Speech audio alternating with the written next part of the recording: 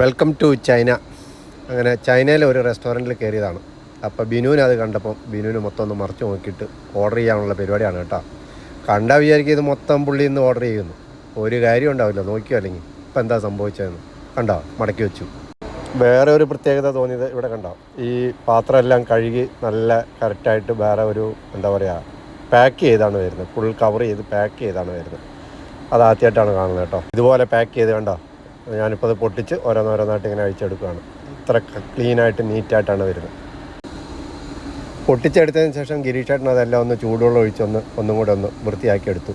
അതൊരു നമുക്കൊരു സമാധാനത്തിന് വേണ്ടിയിട്ടാണ്. അതുകൊണ്ട് ചെയ്യേണ്ട കാര്യമില്ല, എന്നാലും കിടക്കട്ടെ. എന്തായാലും അത് ചെയ്താൽ ഭയങ്കര ഹാപ്പിയാണ്. പിന്നെ പതിവ് പോലെ ബീറിൻ്റെ പരിപാടിയിലോട്ട് തുടങ്ങി. നിങ്ങൾ വിചാരിക്കുക ഇത് ബീർ മാത്രമേ ഉള്ളൂ എന്ന്. ഇതൊന്നുമല്ല, ഇനി എന്തെല്ലാം കാണാൻ കിടക്കുന്നു. ഇതൊരു തുടക്കം മാത്രം. അങ്ങനെ ബീറെല്ലാം പൊട്ടിച്ച് ഗ്ലാസ്സിലൊഴിച്ച് എല്ലാം റെഡിയായി. അപ്പോൾ ഒരു ചിയേഴ്സ് എല്ലാവർക്കും. ഇനിയാണ് അടുത്ത കലാപരിപാടിയിലോട്ട് തുടങ്ങാൻ പോകുന്നത്. ഇനി ഫുഡൊക്കെ ഇങ്ങനെ ഓർഡർ ചെയ്തിട്ടുണ്ട്, ഒന്നും വന്നില്ല. ഞങ്ങൾ വെയിറ്റിങ്ങിലാണ് ഫുഡ് വരാൻ വേണ്ടി. എല്ലാം ഓർഡർ കൊടുത്തിട്ടുണ്ട്. അതാ വന്നു. ആദ്യത്തെ ഐറ്റംസ് എത്തി. ഇതാണ് കിടുക്കാച്ചി സംഭവം എന്നൊക്കെ പറഞ്ഞത്. കണ്ടോ, നല്ല ചൂടോടെ ഇതിങ്ങനെ ഈ കോലയിലൊക്കെ കുത്തി ഇങ്ങനെ എടുത്ത് കഴിക്കുമ്പോൾ ഒരു ടേസ്റ്റ് എന്ന് പറഞ്ഞു കഴിഞ്ഞാൽ ഒരു എക്സ്പീരിയൻസുമാണ്, ഒരു ടേസ്റ്റുമാണ് കേട്ടോ.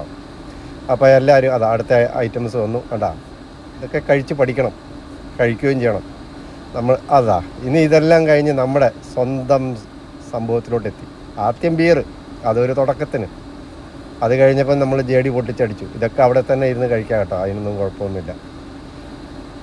ഇവിടെ കണ്ടില്ലേ, ആക്രാന്താണ് എല്ലാം. ഇപ്പോൾ ആരെങ്കിലൊക്കെ എടുത്തുകൊണ്ട് പോകുന്നുള്ള തിരക്കിൽ ഇവിടെ ഓരോരുത്തർ കിടന്ന് മത്സരിച്ചാണ് കഴിക്കുന്നതെന്ന് മനസ്സിലാക്കണം.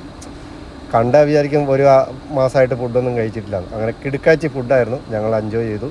ഇത് ചൈനയിലാണ്.